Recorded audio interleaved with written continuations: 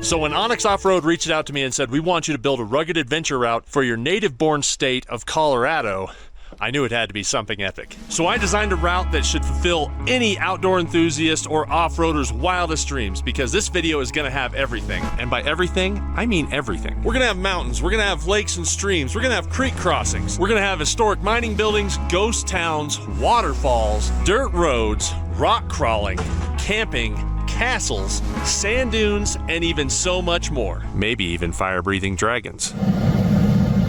All in one epic adventure route video. So I'd like to welcome you to the Onyx Off-Road Rugged Adventures Colorado Edition. And we're starting this route right here. This is the beginning of the Bonanza Alpine Loop. So we started our day in Poncha Springs, got off the pavement, got onto dirt road, turned up here, and we're already into some cool mining history. Don't think that's gonna be an awesome Airbnb though. Just might have some critters. Look at that homemade fire burner. Fire extinguisher? And there's the fire extinguisher that doesn't really extinguish much anymore. Root cellar of terror. Anybody?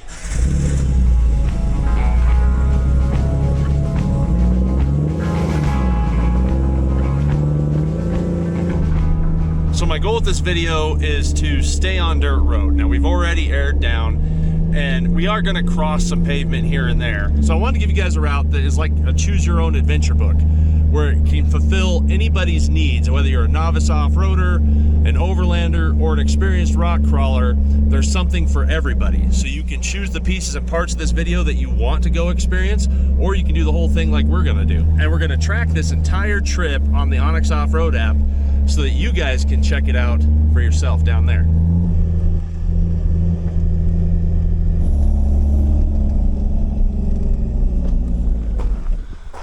Old cabins, old mines, and an animal nest. And I don't think I'd want to go in there. Ew. That's full of water too. So it's the wet season of summer in Colorado right now. I know that sounds weird because people think Colorado's a dry state, but there's actually a lot of flooding going on. So I hope it doesn't mess up our plans for our adventure. But if it does, we'll just detour, and that's what adventure's about, I guess.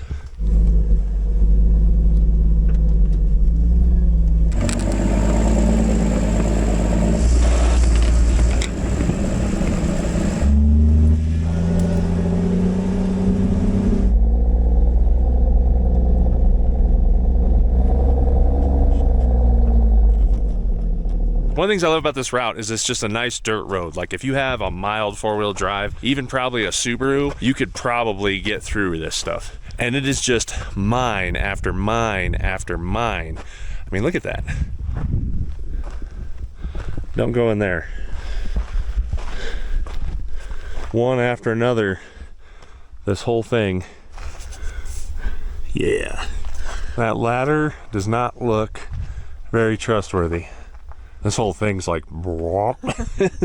If you follow along this channel or you're familiar with Colorado, everybody knows about the Alpine Loop that's over in like the Silverton Uray area, but very few people actually come out here to the Alpine Loop in Bonanza. And it has a very rich mining history from the late 1800s, like 1880s-ish, and it was for silver mining actually. There was a huge silver boom out here, and there was just mine after mine after mine of these people out here just trying to strike it rich.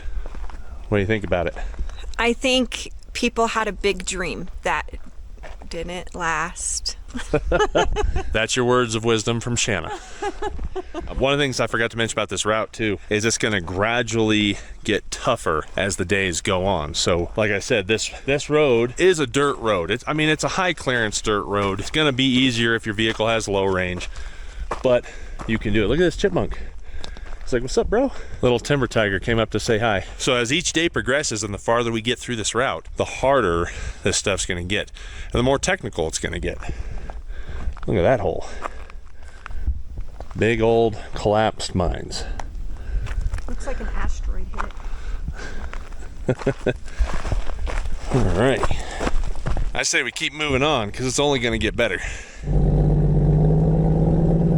I just realized I haven't been telling you what mines we're at. That was the Colorado Bell mine. See?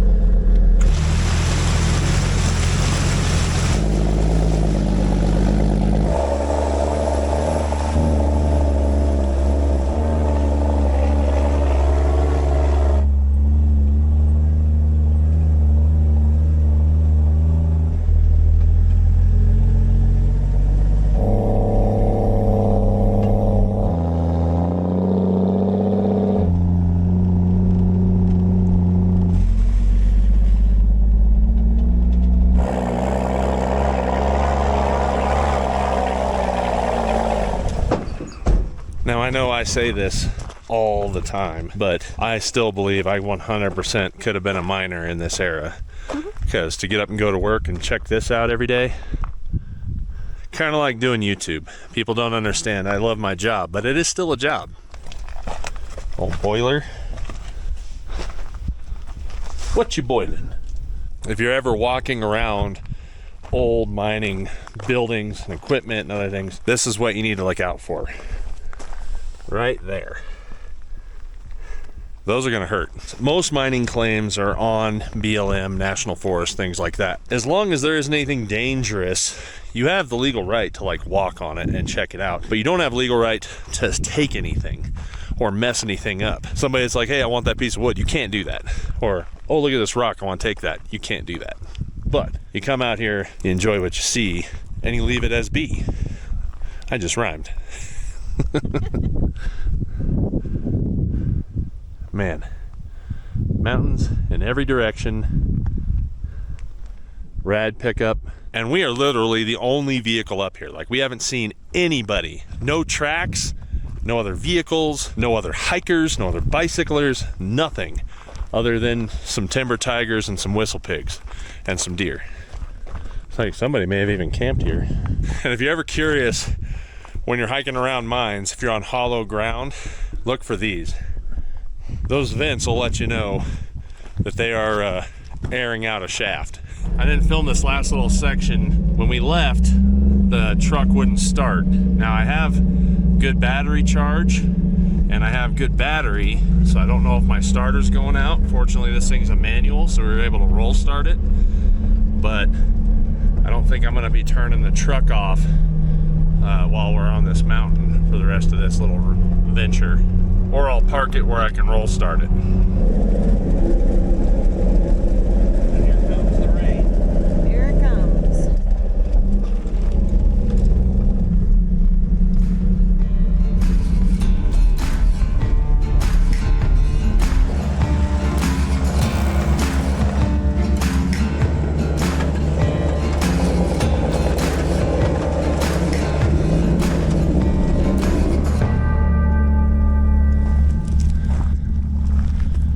This is the Little Jenny mine.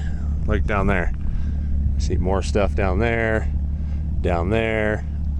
There's your mine shaft. I think they had quite the operation here. And as always, right out of the mine shaft, the number 2 station. Look at that. That's a dual purpose. Tag team in there.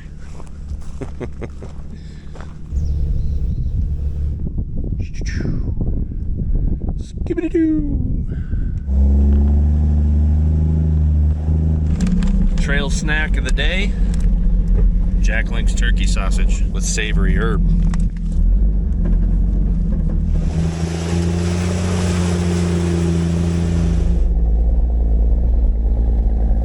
Do not enter.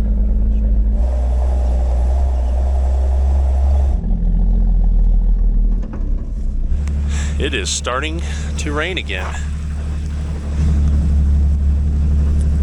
Look at that though. Man, oh man, ain't that a view. This is the Antoro Tunnel Mine, and it's one of the bigger mines that I've ever visited that's still standing. It's still raining out, so I think we're gonna just keep moseying down the mountainside. But man, quite an operation they had going on here. See the left of the shaft there.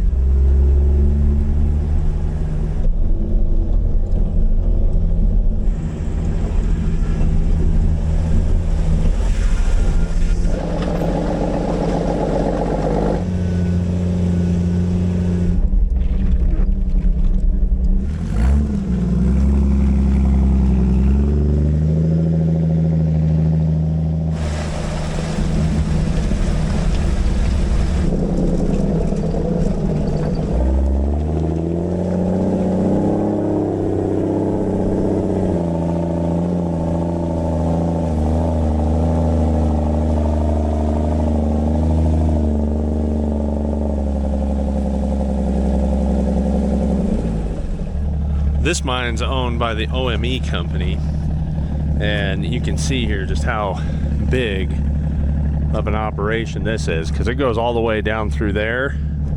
You had some of your tracks ran here and out, and then tracks ran here and out, and I believe they mined up through all this.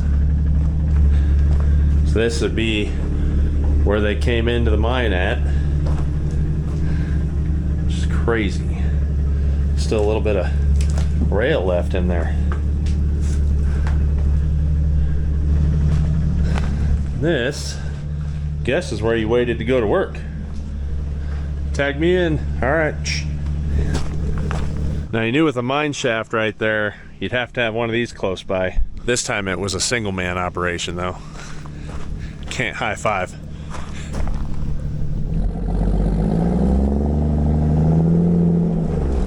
OME owns the Raleigh mines here.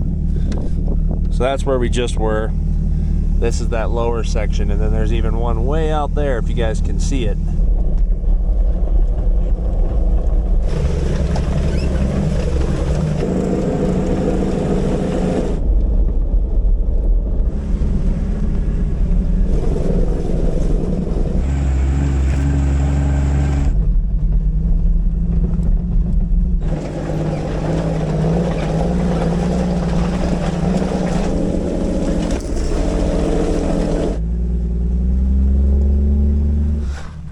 This spot is kind of interesting. Right here is the biggest tunnel in the entire mining district for like all of the Raleigh squirrel mines that are out here. And not only did they have to concrete it like way back in, I guess, but then I had to build this whole barrier support and all this to actually stop acid drainage from coming out. Acids and stuff that they were using, I'm assuming to probably get that silver out, is actually, it was leaking out of the mine. So they blocked it off going way deep in there.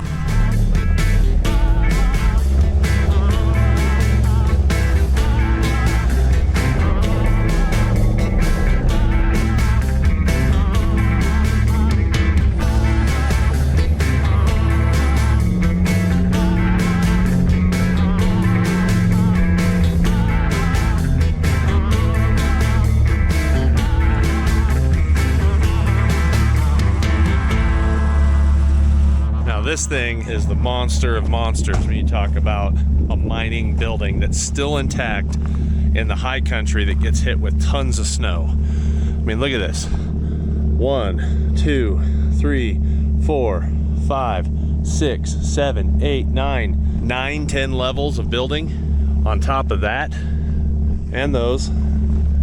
They found silver here in the 1870s. To have something built in that time frame, you know, 150 years later, still standing, is pretty wild.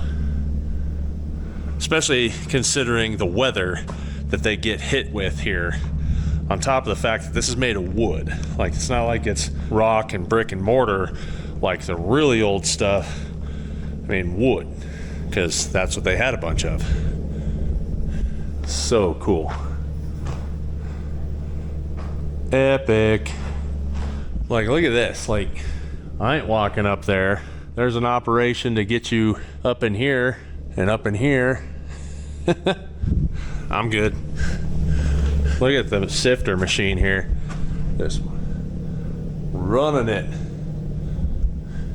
Dink, dink, ka-dink. Stairs everywhere. A little bit sketchy. Just put faith in the construction and hope that it holds. Shanna doesn't have to worry about any of that. I don't weigh enough. Yeah. She could probably jump on those steps. Now this makes me wonder, like, did they only use these two boards, or were there boards here that somehow disintegrated? Because one wrong step and you're gonna look like Splatman.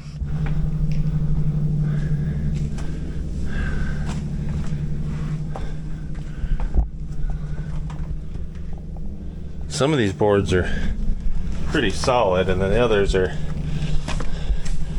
don't feel so much. See how much it's settled over the years? You know that was tight when they built it. Look at this. Full operation.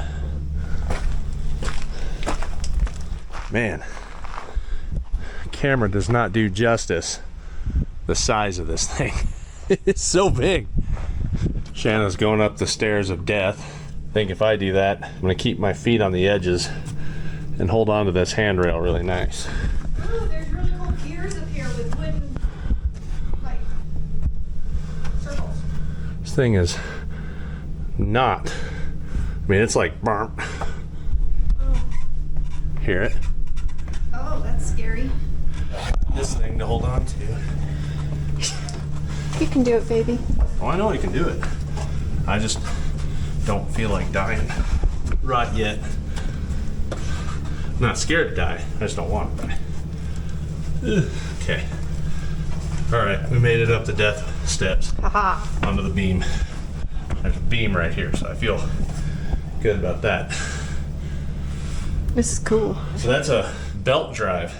Oh, this thing? Yeah. It's wooden. This Yep. little wheel is wooden. Does it spin, or is it rusted? Oh, it moved a little bit, but oh, I'm moving it. See? How cool is that? Yeah. That is so neat. It's wooden. That speaks volumes for these old school bearings, because who knows how long they've sat. Who knows how long they've sat? There's no ceiling up here, so they're catching all the gross and all the water and all the snow, and they're still spinning. All right, from one death stare to another. This one feels a lot sturdier, honestly. Look at all the peat moss. And there's your bird perch. Hey guys. That's still death. I would not suggest doing this. But look at that. There's even more stuff over there, hidden in the trees. Now I was on the other side of this. There's where you chuck your rocks. So if I were to guess, they went out of there, shuffled it down to here. There is a mine right there, I know that for sure. So then they shoot it to here, cart it over to here, down this. Quite the operation to come down the mountain. Crazy. That should give some perspective when you see the size of the Comanche. All right, now we got to keep going. I guess I'm gonna have to try to find a starter or something, but one of the coolest things about this mine, on top of it being massive, is it's named the Cookamongo Mine. So I think that's kind of a neat name.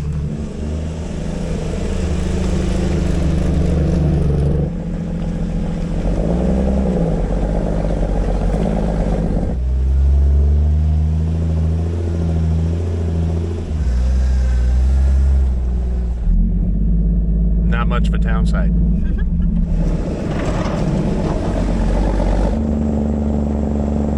Bonanza, Colorado is a former mining town that was established from the silver boom in the late 1800s, when ore was found at the head of Kerber Creek. The initial rush led to thousands filing mining claims, and the town grew over 1,000 residents in a matter of a year. Chickens crossing the road. The silver deposits weren't as abundant as they hoped, though, and the boom was kind of short-lived. By 1937, most of the town's population had left, and today only one person lives there full-time. So the discovery was made by a man named Tom Cook out of Salida, who discovered the ore while he was looking for horses. The Bonanza post office opened on August 12th of 1880, and the town of Bonanza was incorporated on January 13th of 1881. It harbored 1,000 to 1,500 people in the first 2 years of its existence, and had a number of saloons and dance halls. According to the Bonanza City records, it actually had 36 saloons and 7 dance halls. The post office was closed May 14th of 1938. The Raleigh mine even actually had its own currency with a token dollar coin. Hey, Mr. Buck. And Mr. Buck. And 4 more bucks. 1, 2, 3, 4. Them nice bucks right there. It's totally a yak. What?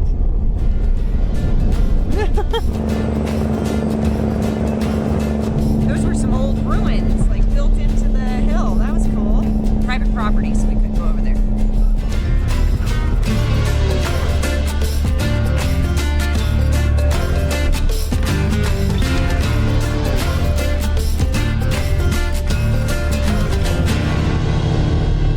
Well, we just hit pavement, and the plan was to cross over there. But now I gotta figure out what's wrong with this thing, and we just had a fan pull up. All right, these guys pulled up just in time. I'm gonna check this thing and see what's going on, whether we're overcharging or what's going on here. So let's find out.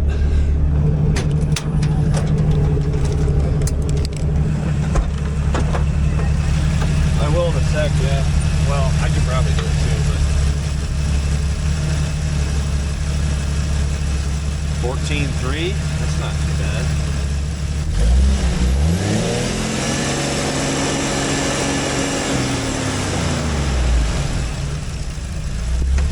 Yeah, it's holding 14.3. You want to turn it off? 13.3. So, and this is a really, really, really cheap digital gauge. So the potential of this being off by like a volt is high. So it could be 12 volts now instead of 13, but it's dropping fast. 12.9. If it is off a volt, that's already 11.8, so that's a little lower than you want, but still just creeping down. All right, Shanna, try to push in the clutch and try to start it. I don't know about you guys, but I think we got a bad starter. Try again. Whoa, that was weird. You got nothing? That sounded like it's got no power. That's weird. That sounds like a dead battery, but we have 12 volts. Did I lose a wire down there? I don't think I did. See if I can see anything. Maybe my wire's there. Yeah, it's got 12 volts there, so it's got to be a starter. I think our starter just died. So this is going to be a little hiccup in our plans. These guys said we could use their garage though, so that's like a super win.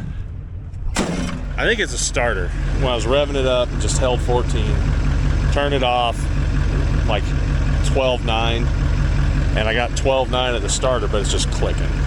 Gotcha. So I think it's a starter. All right. Well, whatever you need, I'm here. We can run to town real quick. I'd have to drop her off at the house, or if you want to pop start it, we can get it up to the place so we can change it in the garage. That'd be awesome. It's not much, but it's a roof, especially with this. We're gonna get a sweet garage to change out a starter in. It ain't much, but it's something. That's sweet. Yeah, that'll be better than doing it in the rain. No kidding. Yeah, we'll put it around. You can follow us up to the house. All right, cool. I am gonna go ahead and pause. Yeah, I'm gonna pause it. I'm gonna pause the trip while we figure out what's going on. We're rolling.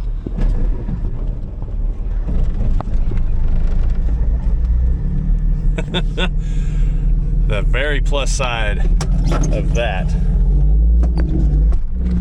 With an automatic, you're dead in the water. So this is probably the only time in this entire video where I turned the tracker off, because we're following them to their house and I don't think you need to know where they live. But this is like super cool. It's like the kindness of others. They just happen to see the truck, see us on the side of the road, and he's like, hey, just so you know, I got a garage if you need something, if you need to work on something. And I was like, ironically, we're in that situation right now. I'm happy we were able to narrow it down, or at least I believe I narrowed it down to the starter. The starter had a full 12.9 volts, so it should have started right up. Called O'Reilly's in Salida. They have a new starter and a reman starter, and they're like within $5 of each other, so I'm gonna do a new one. It's funny because we're back on dirt road again. So even when we go to somebody's house, we're on dirt road. I like it. That's cool. Look at that rig. That's super cool. Well, not planned in the trip was working in somebody else's garage. This is perfect. Oh, it's a blessing. Look at this. I can get under here, pull this starter so I don't have to pay a core charge. And yeah. Got it. First time I've had to pull the tools out on this thing. The ultimate tool. The metric speed wrench.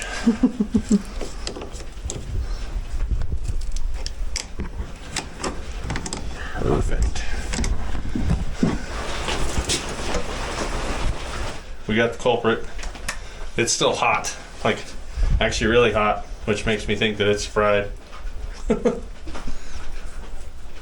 Oh, hey, it's kind of warm. Yeah, like the exhaust That is shouldn't cold. be. Yeah. Yeah. That's hot. Like, Oh yeah. that's No it's bueno. no good. All right. So off to get the new one.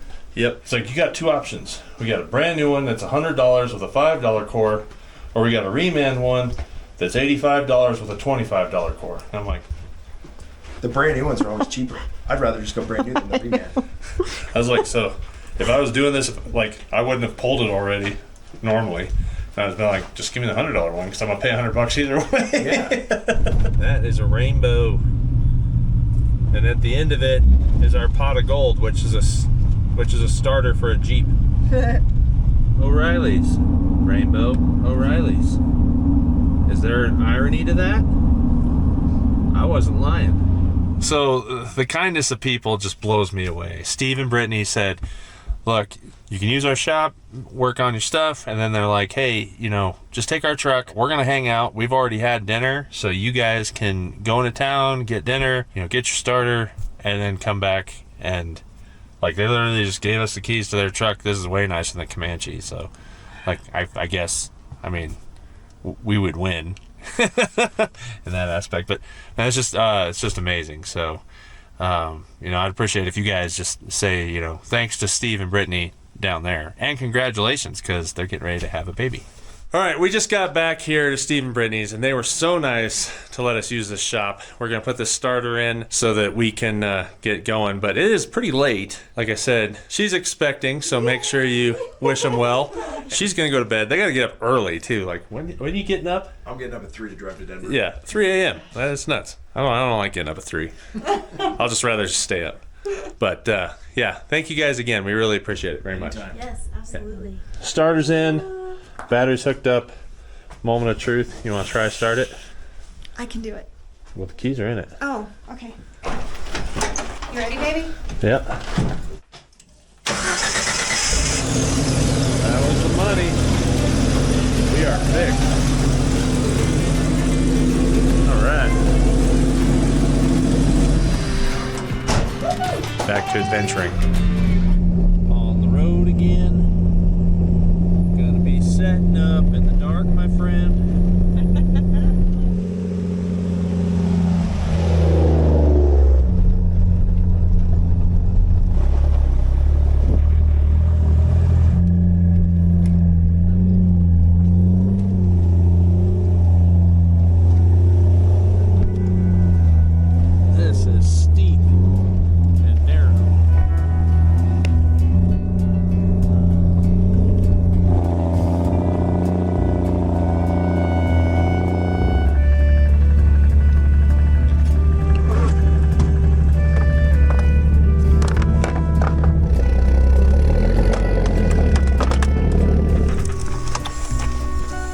the sesame.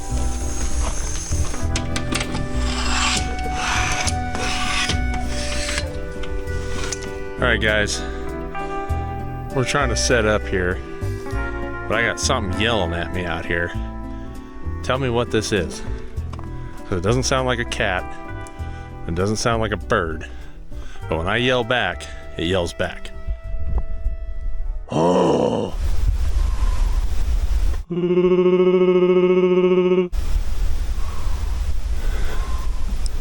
It just keeps going. It is not happy that we're here. But it is late, and this road is steep. This is the only pull-off spot I could find.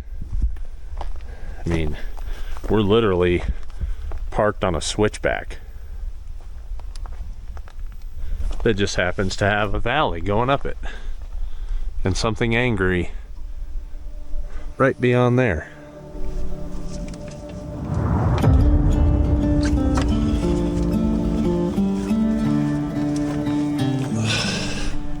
Morning.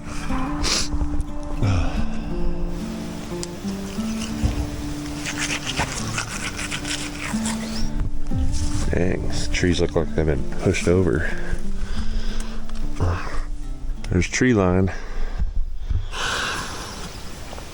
So let's talk about yesterday real quick. We did what I consider one of the most epic, underrated dirt road adventures in Colorado. The Bonanza Alpine Loop. We don't see a single vehicle, a single other person until we get into the town of Bonanza, which we just saw cars. We still didn't see any people. We saw some chickens. We're getting down towards Villa Grove, and that's when I'm like, well, I need to figure out what's going on with the Jeep. That's when we ran into Steve and Brittany. You know, they let us go to their house because it had been raining kind of just nonstop, just off and on. They're like, instead of laying in the mud, you can lay in the garage and, you know, change out this starter. I was like, sweet, works for me. And I was 90% sure it was the starter, but it was acted weird. Usually a starter kind of gives up, you know, gives you signs that it's going out. It doesn't just like go out. So we went into town, which is a ways away from where we were, all the way into town, got the starter, ate a little bit of food, came back, changed that starter out. I get back to the spot where I was going to kick our route back on, and realized that I had accidentally canceled instead of pausing my route. Which turns means I lost the entire track of what we did yesterday. But I started the route from Villa Grove, where we were, and we got up Hayden Pass here. Camped, we're a little over 10,000 feet. Got here last night, and I heard noises. I've slept in the woods a lot, and I heard noises I've never heard. I've never camped up here on Hayden Pass. I don't think a lot of people do because it's another kind of unwritten trail. And this trail is steep. Like, we gained thousands of feet in altitude really quick. We started 8,000 feet. We're at 10,000 feet fast. It's real rocky. It's real rough. But woke up this morning. This is what, it's always interesting, you know, when you set up camp in the dark, what you end up with behind, you know, around you when you get to see it in the daytime. So I decided to go ahead and I manually put in the route that we did yesterday. So you guys will still have that in the folder. It's just not going to be as exact because I got a fat finger. But I drew it in the route that we took if you want to follow that exact route. But this is a really pretty valley. There's some columbines right there. I don't know if you can see that one. There's a couple hidden down here in the trees too. But I am still curious what was up there yelling at us last night. It just looks like rocks and knocked down trees and some chipmunks. Here's the switchback we're on. You can see even this, and this is like the flattest spot.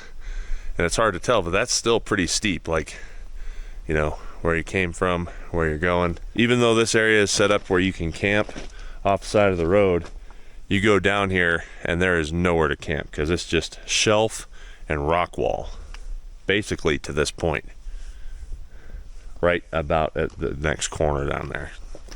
All right, I'm really happy with this light. Comes in handy.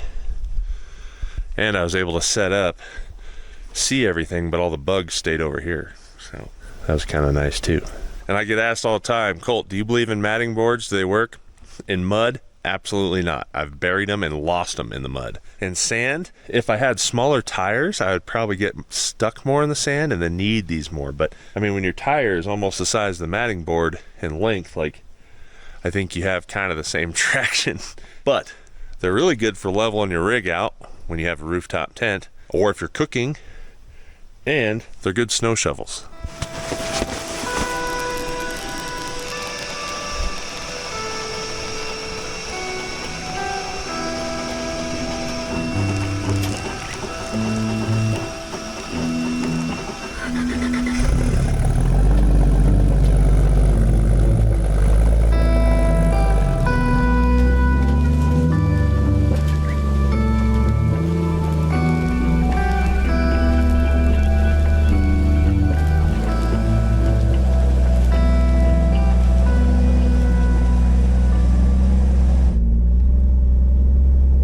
Last night at 10,000 feet, it got down to 38 degrees. We were actually still pretty warm. We didn't get cold. But unfortunately, my original camp spot, we didn't get to because I planned on being on the other side of Hayden Pass, not on the western side at this point. So, you know, but that's the way adventure goes. Sometimes you just have to roll with the punches. That's what adventure's all about, and I wanted you guys to be able to see this side of the mountain because it's really pretty. I mean, this is crazy green, and I think it's just because it's rainy season. Actually, unexpected rainy season. Way more rain than they've had in years. This isn't a normal Colorado summer.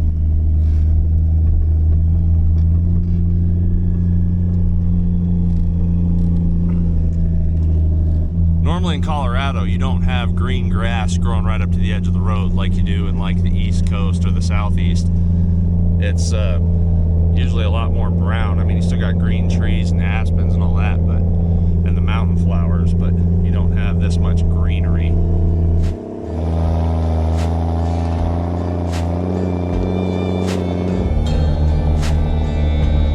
Just you wait, listen for the storm.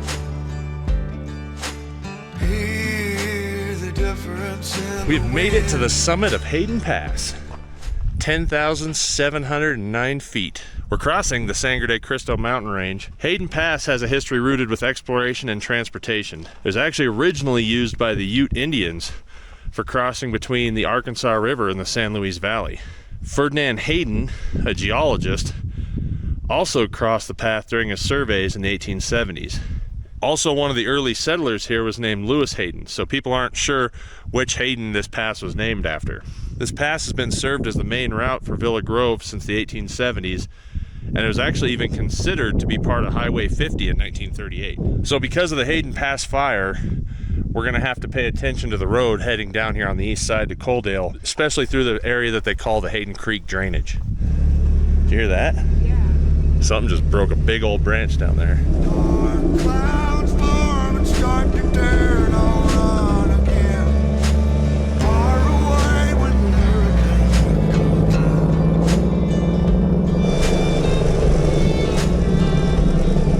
Well, I'm the only island in the way, but I was born to fight the wind and rain.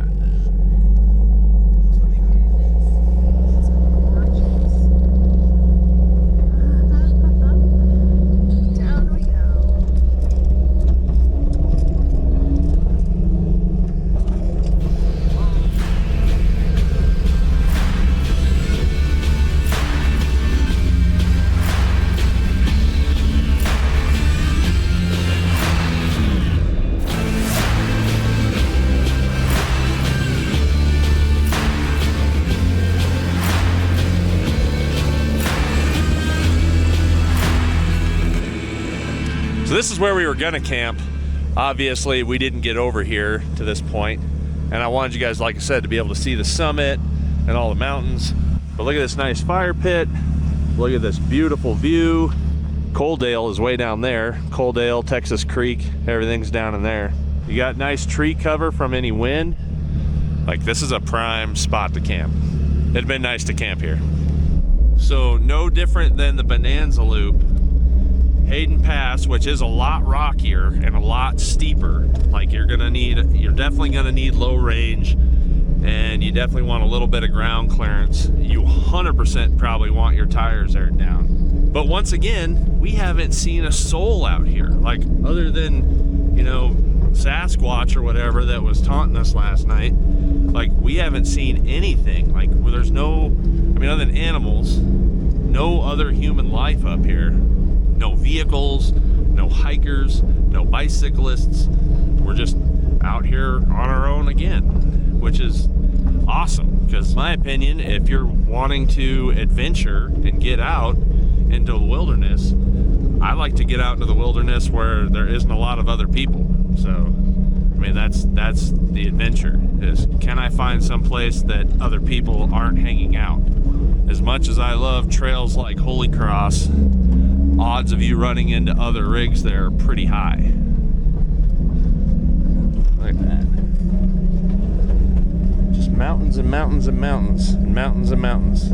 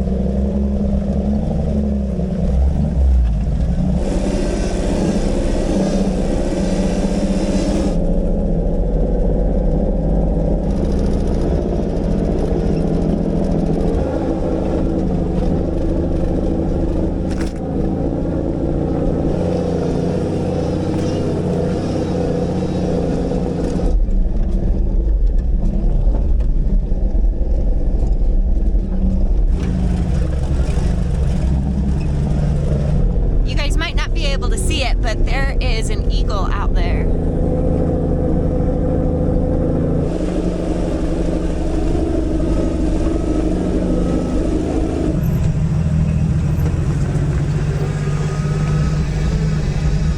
Had to take that hoodie off. It's getting a little warm. We're down to about 8,400 feet now, so it's definitely warming up. Down we go. This is steep.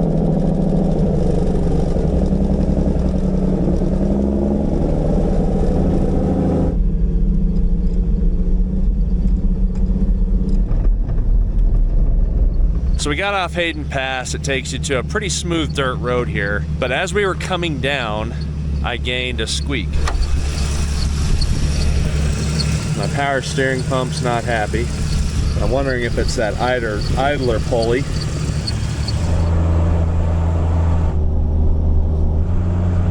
Once again, I gotta get a part. So that means we gotta run into Canyon City, is the closest town to us at this point, that has an auto parts store that I know of. So that's the direction I am going. I don't think there's an auto parts store here in Cotopaxi. So I know there's not an auto parts store in Cotopaxi, but they do have a general store. Maybe they'll have some WD-40 or something. I'll see if I can make that work. What? I'm gonna call you. You have a quarter? Don't see many of those anymore. Cool thing about this store, they have a full hardware store in there. Bolts, everything. So if you guys need something, if you break down, have an issue like we did, this place might have it, because they got like kind of like a full hardware store with the general store. And some homemade popcorn. Shannon and I are gonna try it, but I've done this before, and it's salvaged stuff just to make it work. I'm gonna try to spray the back side of this pulley and just hope that I catch the bearing. And not get it all over the belt.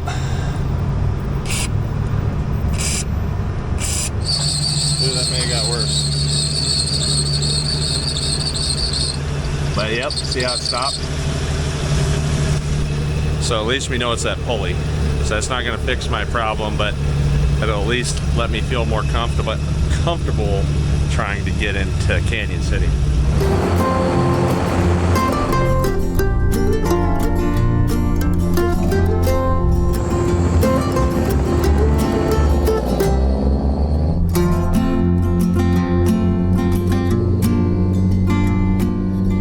Bad idler pulley or not, always, if you're coming in from the west side of Canyon City, take Skyline Drive. 100% worth it. As long as you're not afraid of heights.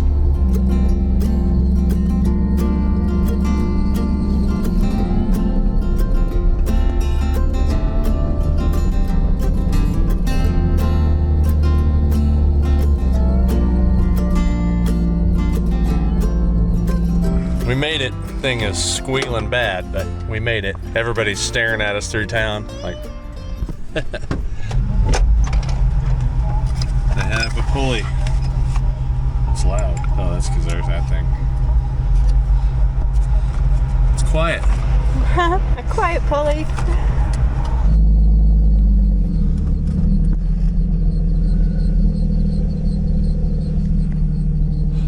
That's a shady spot.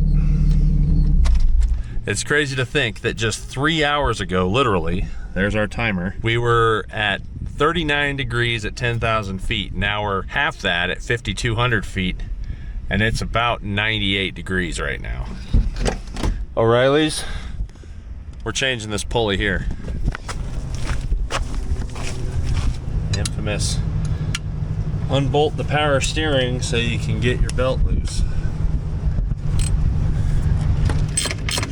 All right, 42 bolts later, I got the power steering pump loose enough, or the belt's loose enough, or I think I can pull this pulley. We will find out. Yeah. Broke it free. Gloves were needed. Let's see if I can hold on to it now. It's hot. Oh, yeah. It's warm. Well, I only caught myself on one fan blade. We got it all back together. Got the pulley in. Moment of truth. I'll have Shanna start it. See if we guessed correctly. Oh no. Oh no. Is it my water pump? Well, that's not good. Now we get to play the game. Might have to find a Harbor Freight and see if I can get a stethoscope. Yay for automotive stuff. I apologize, guys. I'm usually, I try to be over-prepared. In this case, like, how do you foresee a pulley going out? Or a starter going from working just fine to, like, clicking? We'll figure it out.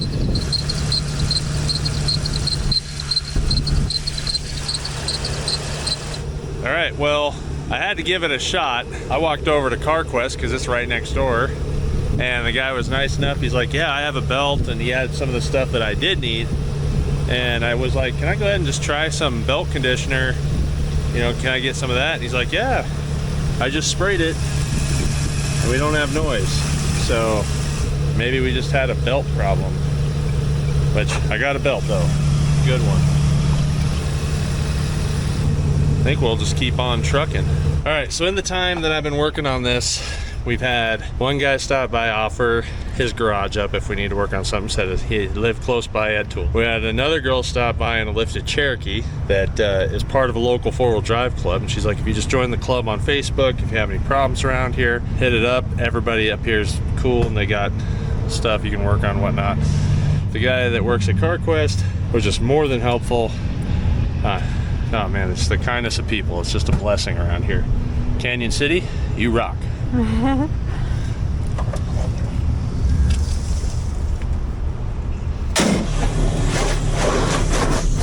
All right, we got our parts changed out, got the engine washed, we got no more squealing, which is a plus. I'm just right across the street here. Look at this building though. They work on train cars here. Like, here's where they come in, they pull in there, And look at all the cool stuff they got on here. That place is rad. I'm jealous of that signage, but we got to keep going. I wanted to let you guys know we are behind. The original plans were coming off of Hayden, and we were going to run these series of little dirt roads to get to our next location where we would just be kind of crossing pavement. Because of yesterday with the starter, and then today with the pulley and belt, we're just behind. So we're gonna take some pavement, and that's just kind of the way the adventure goes sometimes. But we're still getting to the destination that I think you guys are gonna wanna see.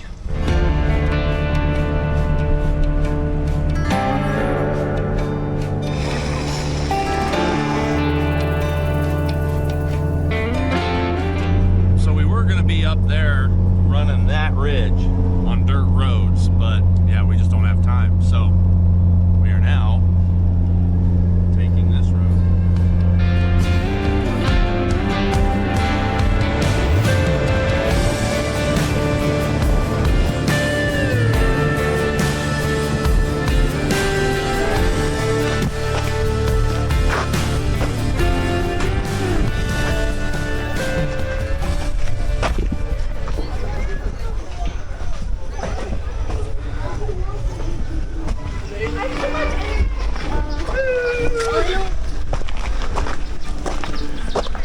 Hey, chicken.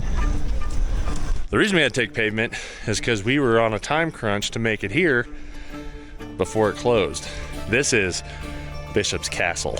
And yes, if you look back, that was snow on the ground 9,200 feet into July. That's Colorado. Whoa! Look at this, Ivy! Look at that!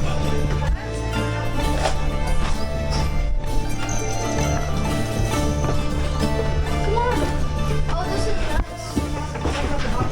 Bishop's Castle in Colorado is an unconventional castle. It was started in 1969 by Jim Bishop at the age of 15. Over the decades, he dedicated himself to building it, including all the concrete, rock work, and metalwork. He actually started with the intent of building a cottage, and his neighbors thought it was looking like a castle, which caused him to shift his focus and build a castle instead. But he just went as he did and built it as he wanted. Jim was born in Honolulu in 1944.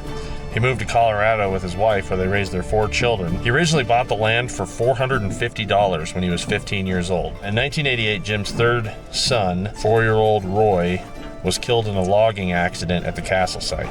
He was asked in 2016 why he continued to build the castle after that, and he replied with, "Well, where am I going to run to?"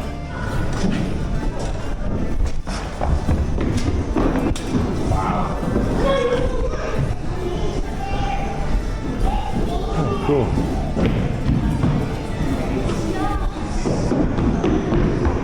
Jim passed away on November 21st, 2024 in Pueblo, Colorado at the age of 80. His son Dan has taken over as the castle's caretaker.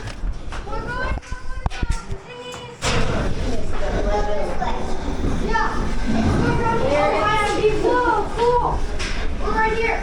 So you can tell. Welcome to my town.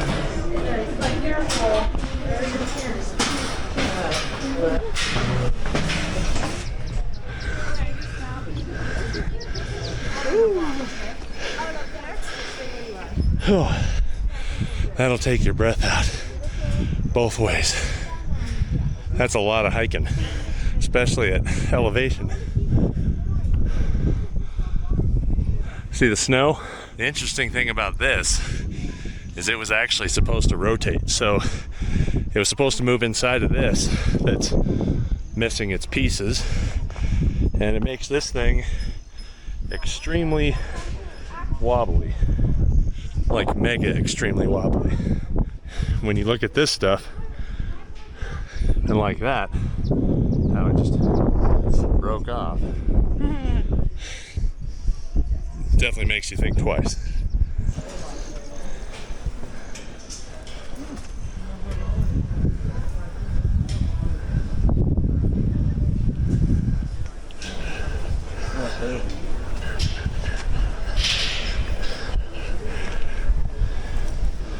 Now, look at this.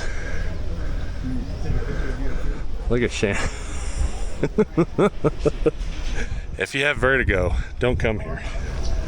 And that one's broken.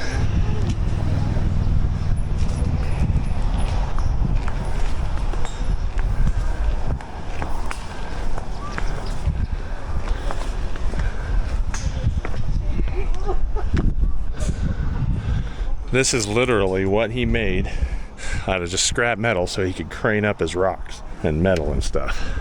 Like, that's a T-post. Rebar, box, angle, strap, pipe, piece of cable. Yeah. That's a long ways down.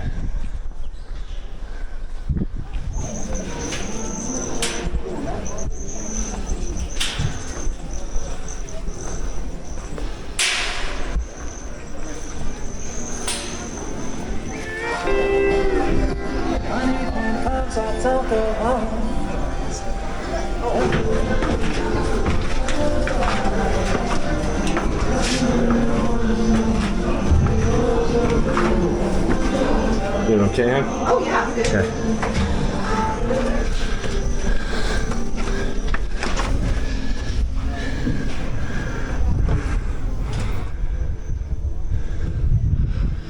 All right, time to go up the tower.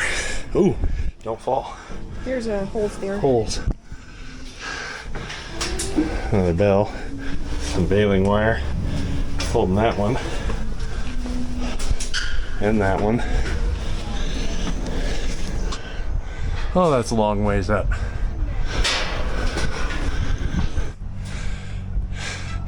Guardrails. Who needs guardrails?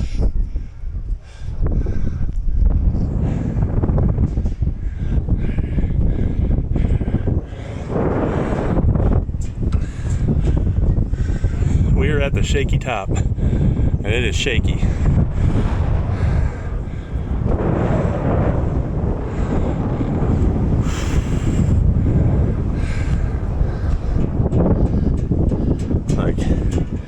I am shaking.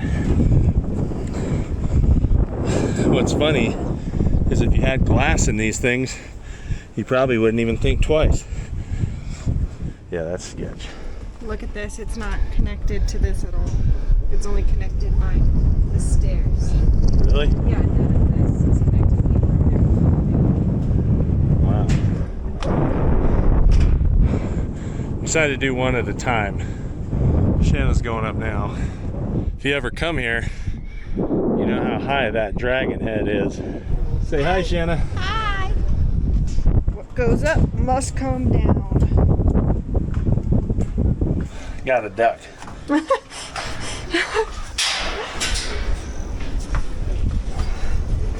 My turn.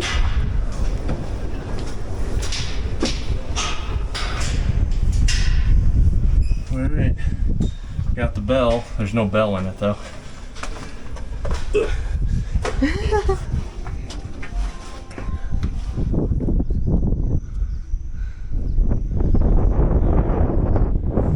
I was just standing on that. Yep. Held up by rebar and pieces.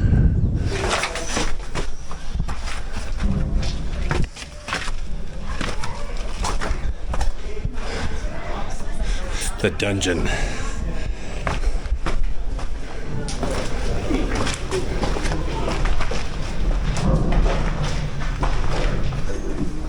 Drawbridge. Yeah.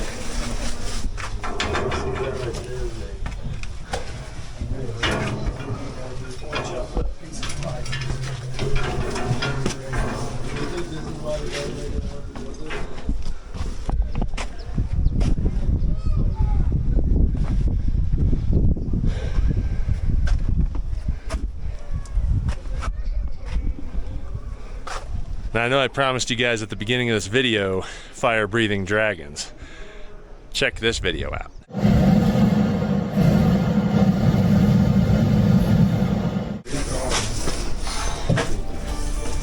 That's not sketchy or nothing. Jim Bishop was a very interesting character and was against government overreach, basically challenging the government through the entire build of this castle. But the reason it's open today is because you can go there for free. They do accept donations, which helps them keep it going and repair as needed. You should be aware that there are no building codes on this castle, and you are 100% liable for yourself when you cross the property and climb around on it. Shanna's gonna throw some axes. All right, see it. Oh, look at that. My First time. shot.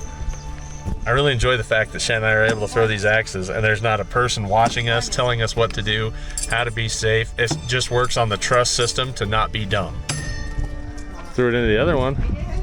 Looks like the original ones didn't survive. I think you're gonna do good.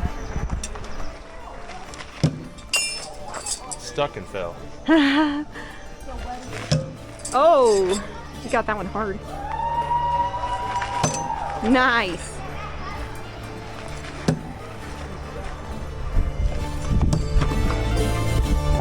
You beat me. 3-1.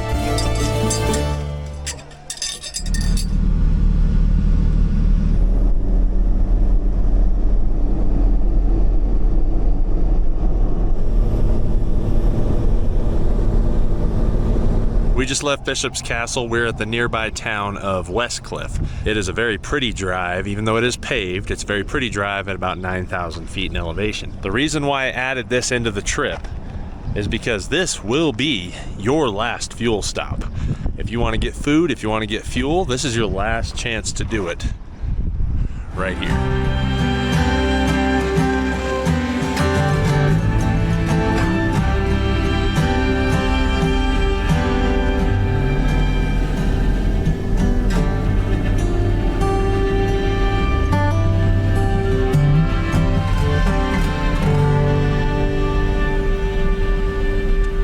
Well, we just got here to the entrance of Medano. I was getting ready to air down, and a park ranger stopped by to tell us that the top of Medano's closed. Unfortunately, like I've been saying, we've had a weird rainy season up here this year. I mean, you can see all the clouds there. It's blue skies here, but you can see it's raining right over there. You know, we were just at 9,000 feet. It's almost August, and there's snow on the ground, you know. They just had a fresh snowstorm. Unfortunately, I guess they had a huge landslide, washed out the entire road, and they're going to have to be repairing it for quite a while. And so he was heading up on this side to see how bad it is on this side, but he said from the summit all the way over to the sand dunes is closed out. So that puts a damper in our plans yet again, but fortunately I was able to get on Onyx Off-Road and find another route that we can take to still get over this pass, and I didn't even know it existed. And it's called Medano's Back Door. So just like any adventure, we're adventuring. Let's get going. Well, I'm kind of curious what this pass is going to be like. I'm a little bit bummed I don't get to show you guys Medano Pass, because I'll share some pictures and some video here, but there's a lot of creek crossings. It's really fun. I did it when I was a kid with my parents, and you know, we took our kids up there as well. It's just a really fun, half challenging trail that drops you right into the Sand Dune National Park, and you get into really soft sand. Just a beautiful mountain pass. And I totally drove by the entrance to the trailhead. It just adds to the trip. On another note, Shanna's got a Palisade Peach, so you know those are good. And almonds, you gotta put them together. I'm gonna crack into these. They're good.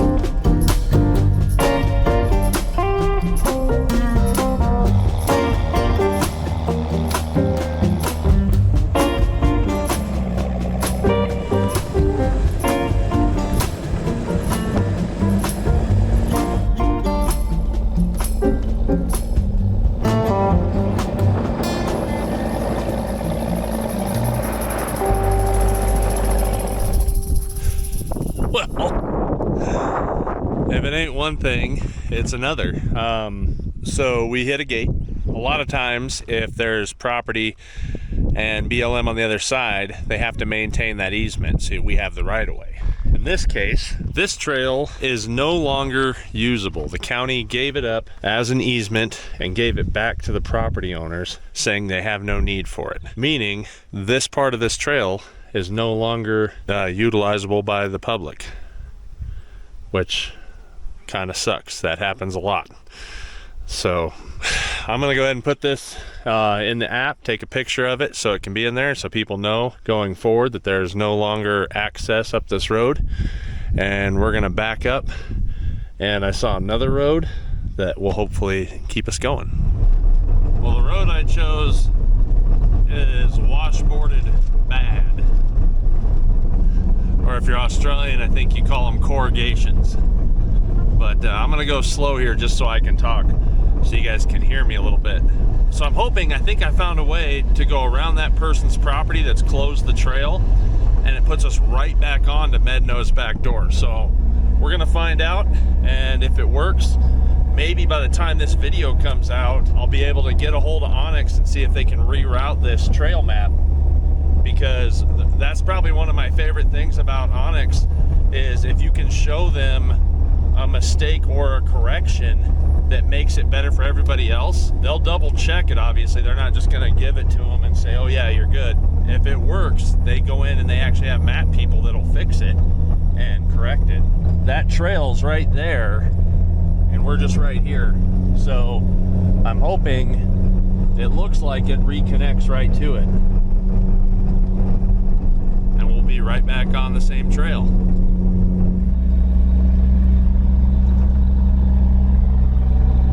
It worked.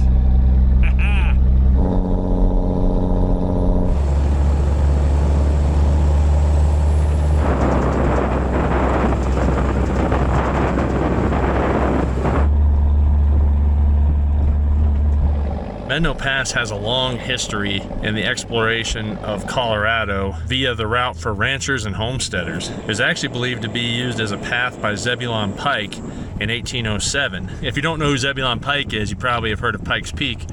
That's who it was named after. Medano Pass is a very primitive 22-mile route that has deep sections of sand, water, and rock crawling.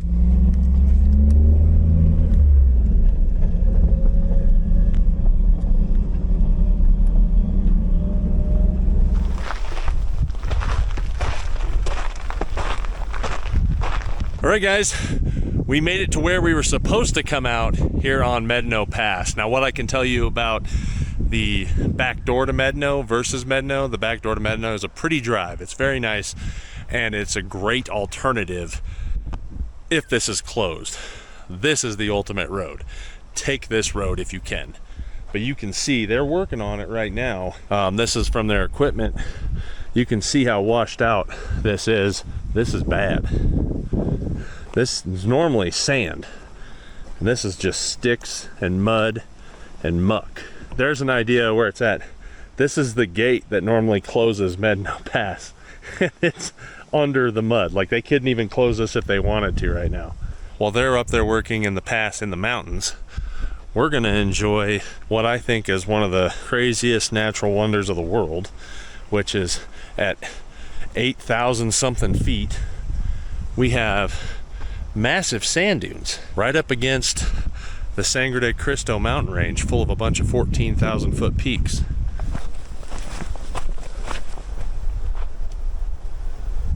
So when I was young, you used to be able to drive on the sand dunes. Now they've made it to where you can only drive next to the sand dunes. They claim that they started forming 440,000 years ago and was designated as a national monument in 1932, becoming a national park in 2004.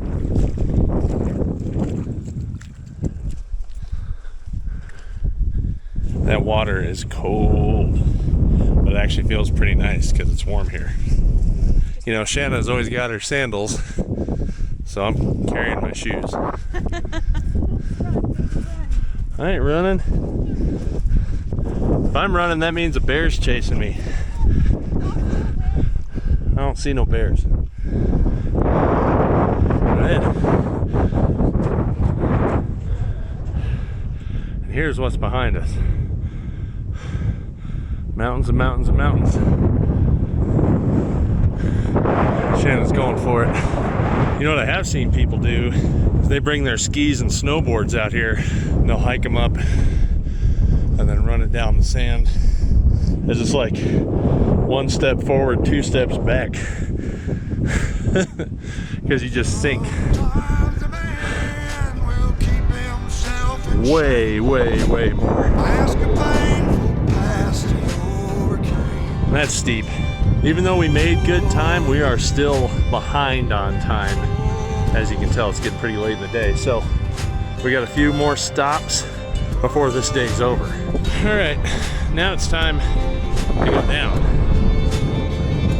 This is legit steep. You're just kind of sinking, you just go heel, heel, heel.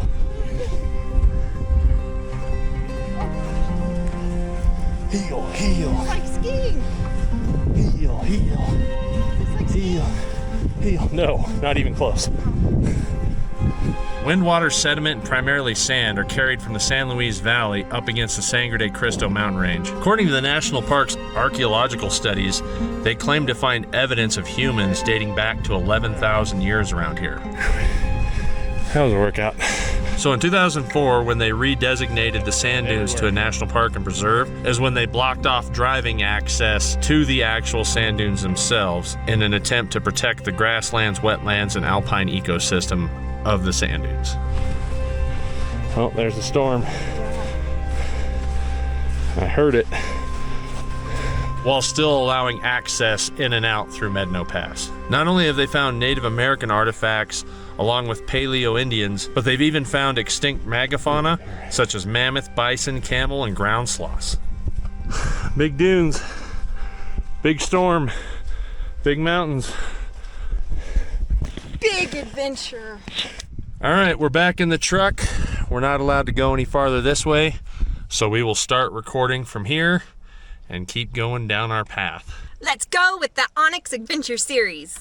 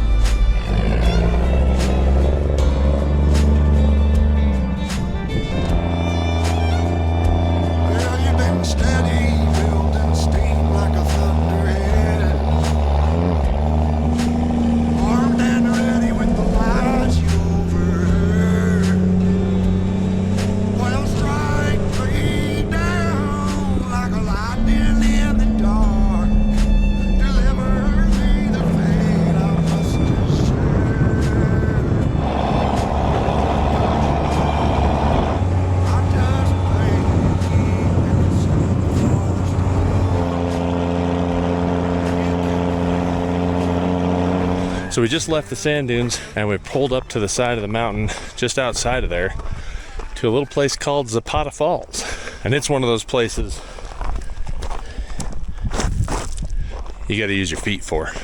You can drive up most of the way, but you gotta hike the last little bit. We're at elevation. About 9,500 feet. 9,500.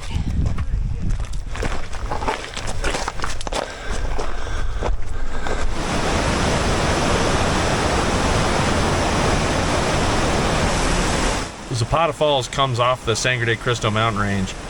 It was named Zapata, is Spanish for shoe, believed to be because the 30-foot waterfall is tucked inside of a narrow canyon. Trekking through the water.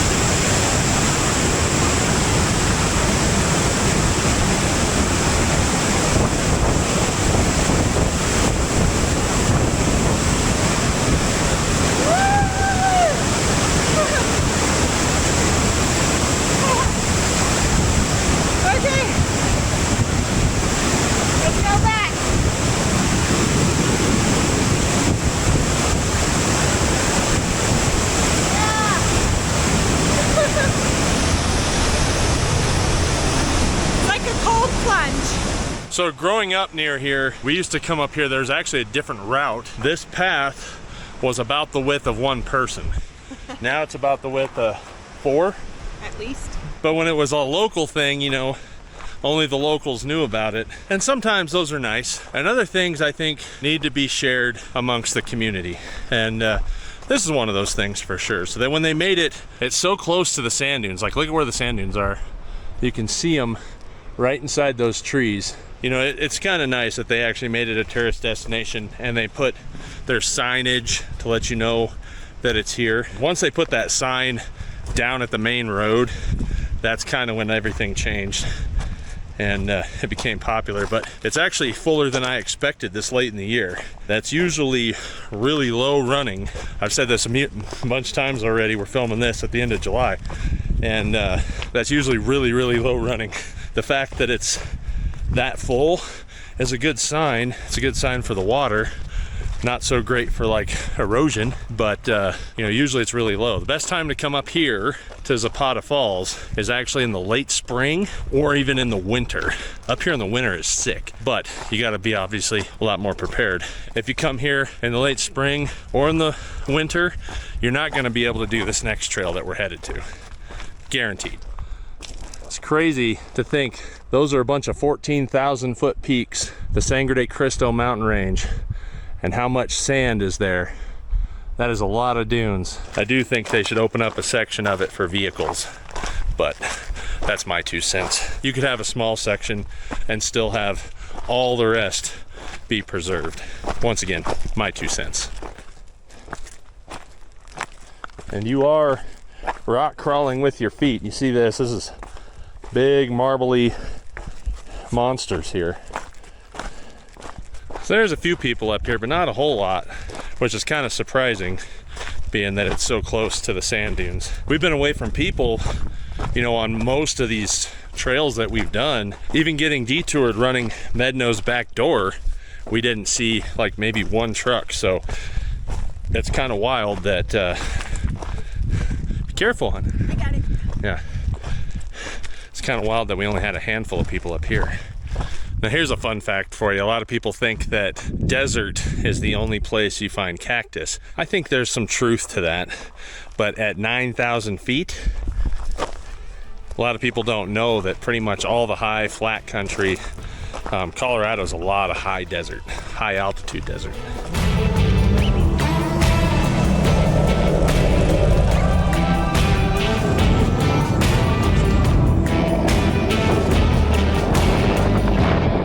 All right, now I think we saved the best for last. In case you're wondering, that's the 4th tallest peak in Colorado right there. We're getting ready to head up the mountain. Before it gets dark on us, I got a pretty sweet camp spot, and this trail, it brings it, trust me.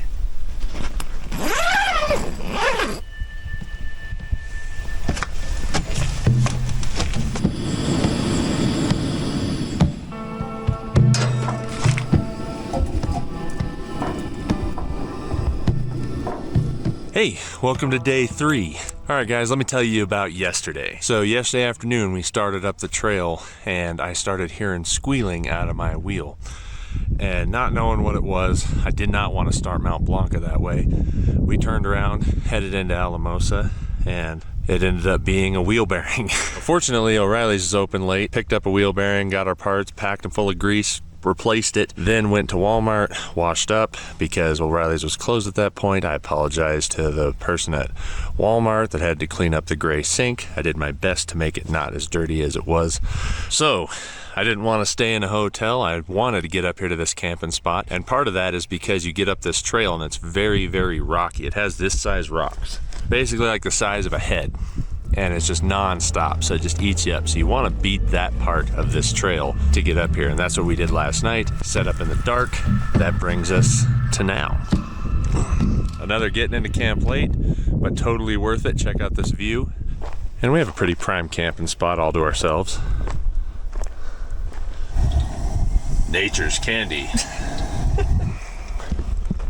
Moab Diner coffee cups is where it's at.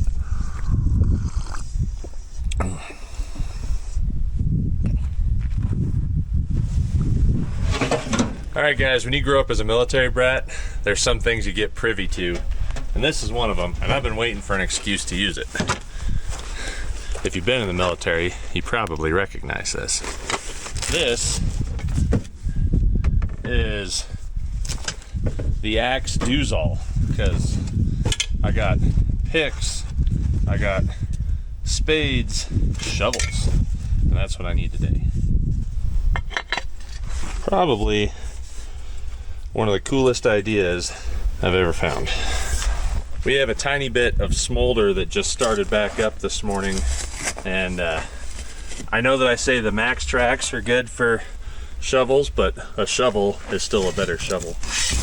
Alright guys, so one of the things I did mention in this video earlier is that Colorado is a high desert, and it's mountainous and it's beautiful, but it's also very dry. I know that it goes without saying, but fires like this they pick up quick around here. So this is one of those states, put it out, like just put it out, smother it.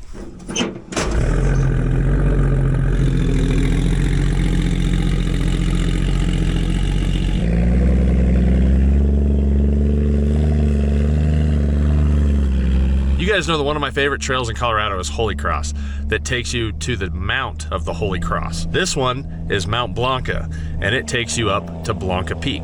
As the 4th highest peak in Colorado and the highest peak in the Sangre de Cristo mountain range, Blanca sits at 14,351 feet. It was named Mount Blanca by the Spanish explorers in 1598. When Zebulon Pike was exploring this area in 1806, he actually got captured by the Spanish and was held captive in Chihuahua, Mexico before he was released in 1807.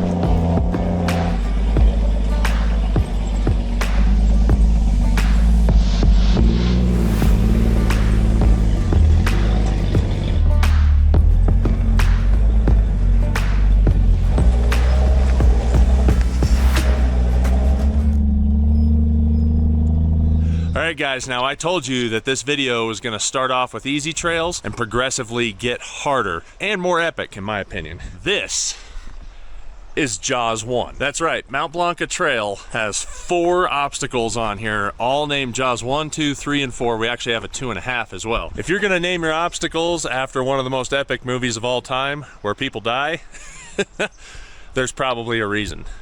And the reason for this, that's a 1,000-foot cliff edge right there. Way out there is Alamosa, and as far as you can see, that's actually New Mexico, our current home state.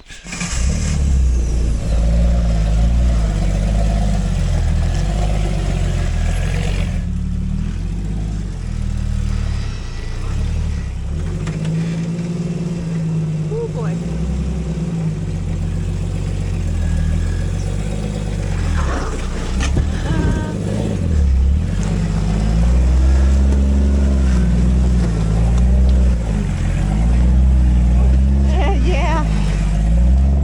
Now I know cameras never do it justice, but if that doesn't make the hair on the back of your neck stand up, I don't know what would. The crazy part is this isn't the most dangerous obstacle on this trail. And you can see the whole thing is just completely off camber. This trail only gets better and better. Let's keep going.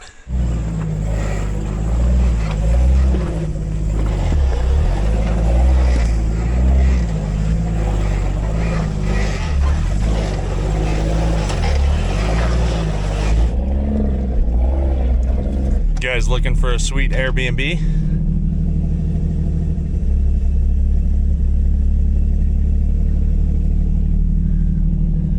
Little drafty, but other than that, it's good shelter.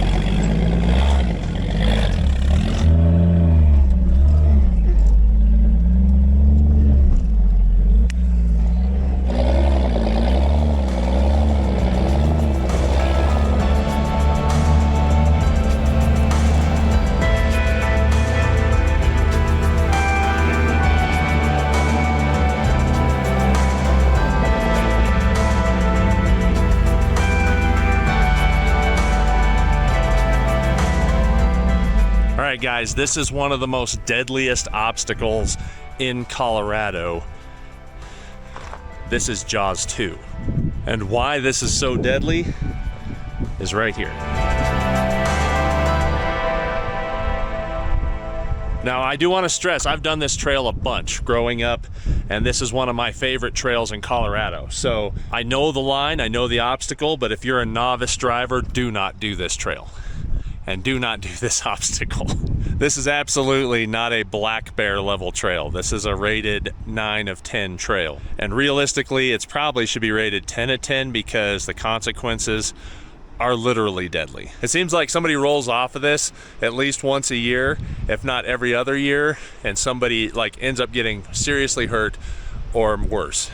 So this trail used to be like Rock Pile on Pritchett Canyon in Moab, where it was just full of rocks here, and you would drive on it and you'd slough off, and that's how you'd get near the edge. Now it's just gonna tilt you near the edge because this line is doable, but it's extremely tough. Like it's a buggy line, and you wanna put your driver tire right here. And it looks like somebody actually broke something right here recently. You wanna have your driver tire here, which puts your passenger tire really high. Not super ideal because you are gonna be leaning to the edge. The line that I'm gonna use, especially with a rooftop tent, is gonna be this line, which still pitches me to the edge, but I don't have to try to climb massive holes, because that's much bigger than my 37-inch tall tire.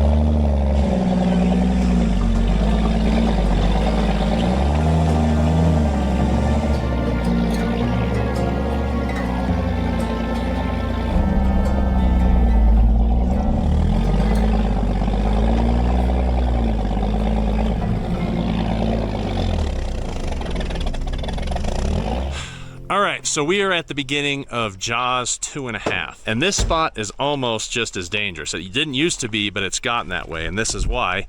Once again, now we have the cliff edge on our passenger side instead of the driver's side. But you can see how sloped this is, so it's going to keep you at a wicked angle all the way around here. This didn't really used to be that bad, and then Jaws 2 used to just start right there at basically the end of the road there. So we'll see how this goes. Worst case scenario, we pull out the winch.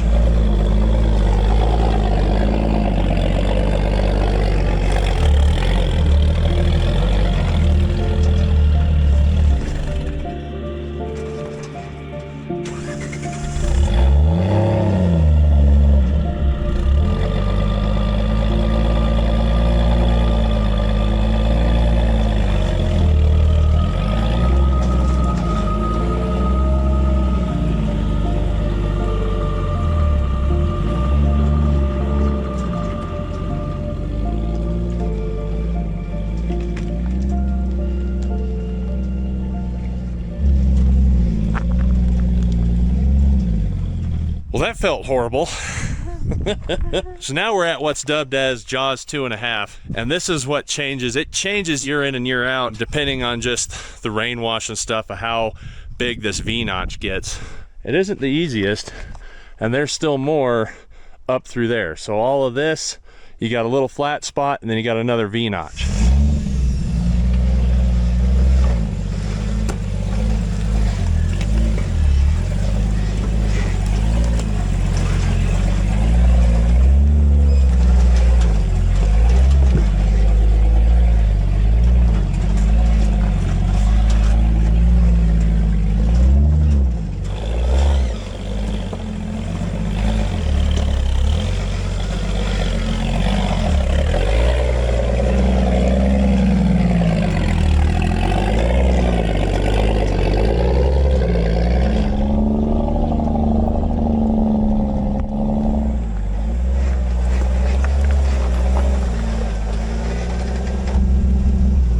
And just like that, like Jaws 2.5 is literally right around that bend. Here is Jaws 3. And it comes up, and then you got a rock slab over here around this corner on the switchback. Now, I'm not sure about 2.5, but I do know 3 has taken lives as well. At least for sure, I heard about a quad attempting this and then backflipped, and the quad landed on them. So this is definitely, like I said, one of Colorado's deadliest trails, and just epic. If you got a rig that's built for it and you're a confident driver, like, look at this view. Like, this is just absolutely unreal. That's what you have behind you the whole time. And you're just going up higher and higher into the mountains. And I know that we're getting close to tree line.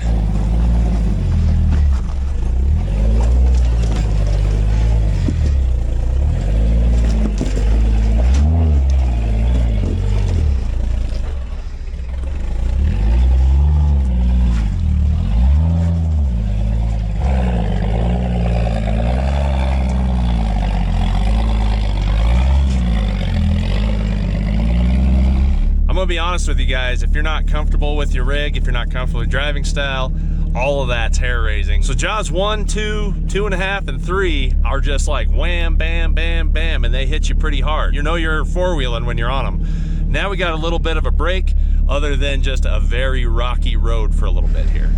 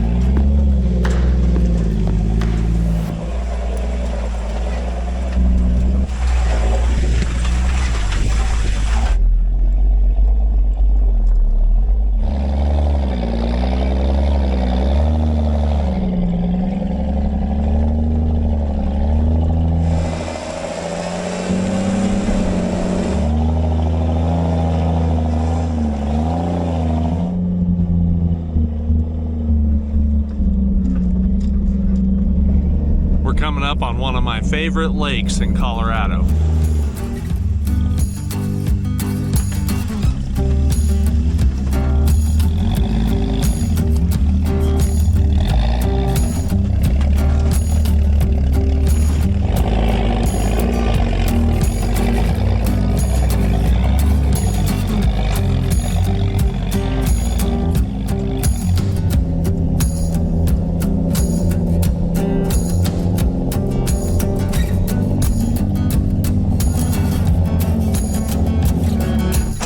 This is Lake Como. Now I know there's a lot of Lake Comos in the world. There's a lot of Lake Comos in Colorado. This one is hard to beat. I mean, look at this view, right at tree line. And look at how crystal clear this water is. Can you guys see the fish?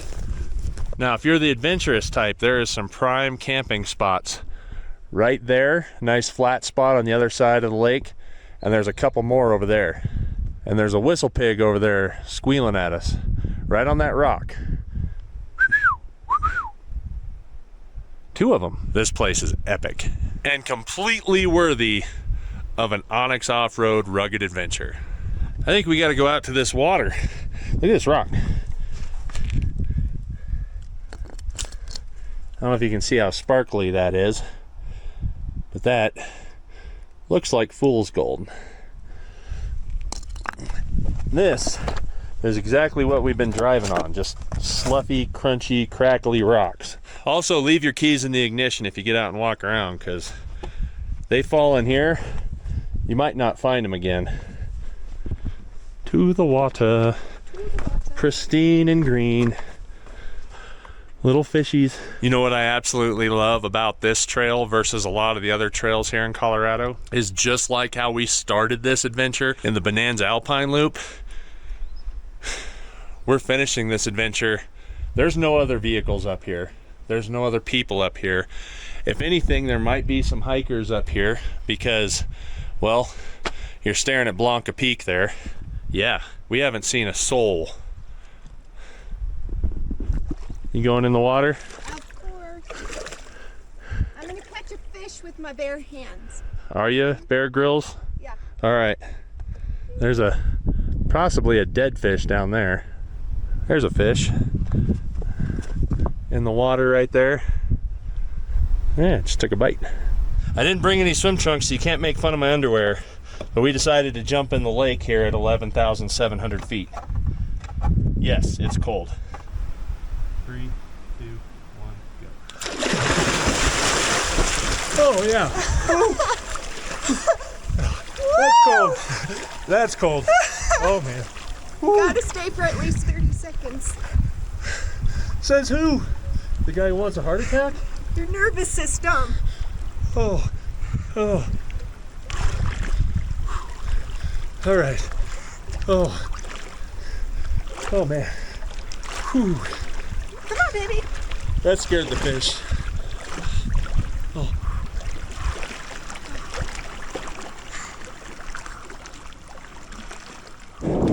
All right.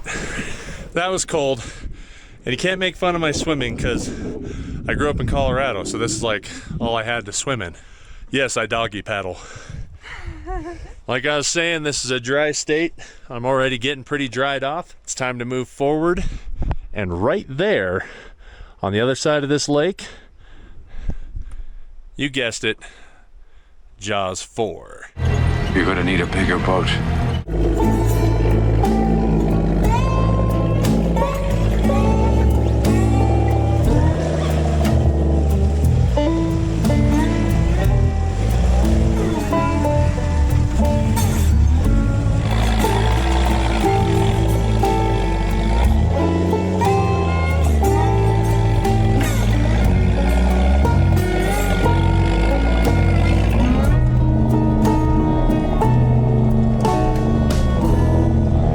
Like to welcome you to Jaws 4. Now this will never do justice on video, but you have a stream right here, and what's hard to tell because cameras always try to flatten it out. This is a very, very steep climb up this, and there's where we're coming from. The trick I've ever found to Jaws 4 is just stay in the momentum. Roll up on it and keep going. Don't try to crawl it. Don't try to creep on it, because what'll happen, you'll end up digging it up way more here. And this rock is actually really smooth. That's not grippy like most rocks. So you just kind of stay in the throttle and let it eat.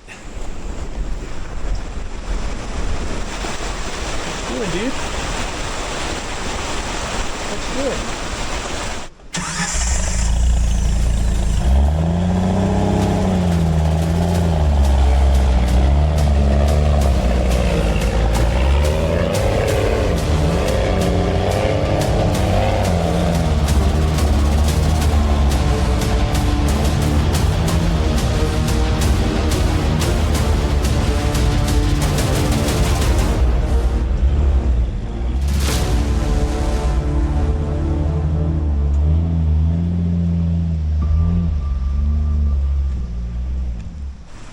was big. Now, I 100% promise you I made that look easier than it is. Trust me when I say, like, if you don't stay in the momentum, it's not gonna work out for you. But look at this creek. We have this whole trail to ourselves. Epic trail. Look at the columbines right here. That's Colorado state flower. Look at that. So in case you're wondering, we got a couple more lakes that we're getting to that the snow fills up, obviously. It runs down as it melts and fills up Lake Como. Yeah, we jumped in snow water. There's what's left of some bluebells.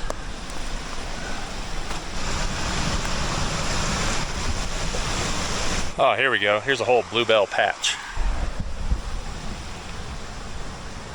Obviously named bluebells because they hang like a bell, and they're kind of a shape of a bell. One of the other things I should mention that you're fighting up here is altitude, which is lack of oxygen to your engine. So your engine, you feel it, like you are consistently losing power as you're climbing this trail. And you climb so fast that you actually notice it. Like I'm noticing that I'm having to really give it a lot more throttle just to have enough to keep moving versus when we started this thing, even at Jaws 1.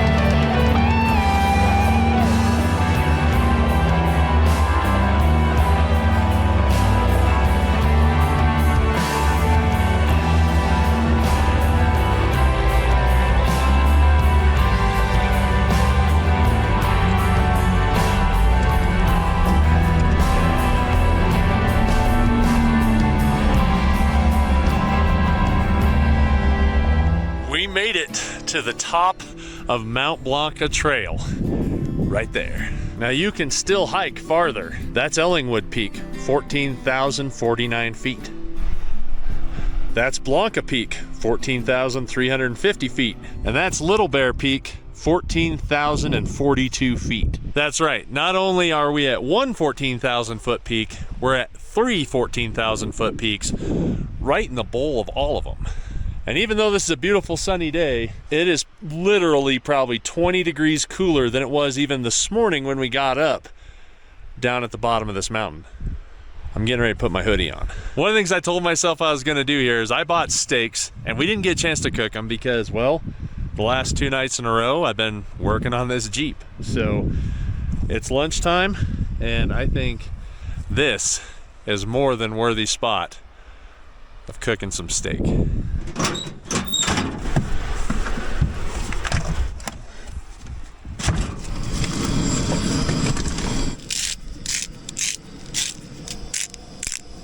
Now, what you guys may not know is Colt is a master steak cooker-upper. They're the best steaks. All you need is salt and pepper. I don't know. No, it's the Colt touch. I can't do it the way he does it. All right, well, while those are cooking, I definitely think it's time for a celebratory soda.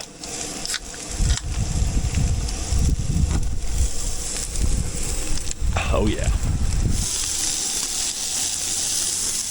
Sitting here at the top of this trail, you have Ellingwood Point, which sits at 14,049 feet, Blanca Peak, that's 14,351, and then Little Bear Peak, which is 14,042 feet. All right here in this bowl of mountainous God's country.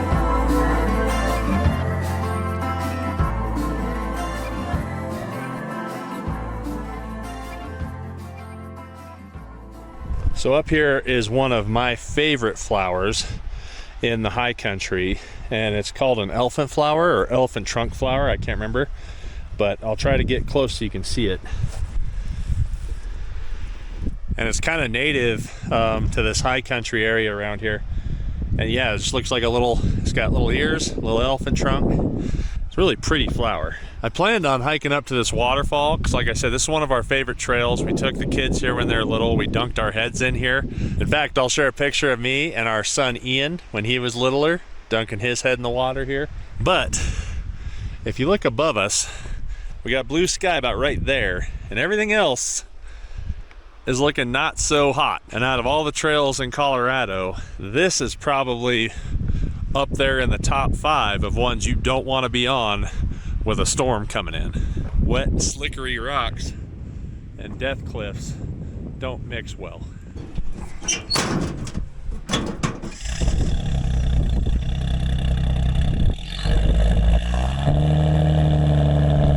Unlike the rest of this trip, this is the only trail that when you come up, you have to come back down.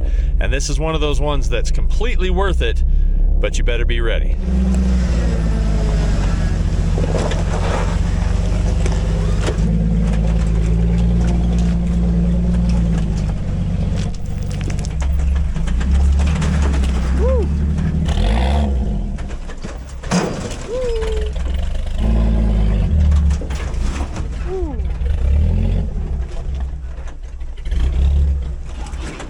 Oh my gosh. Woo.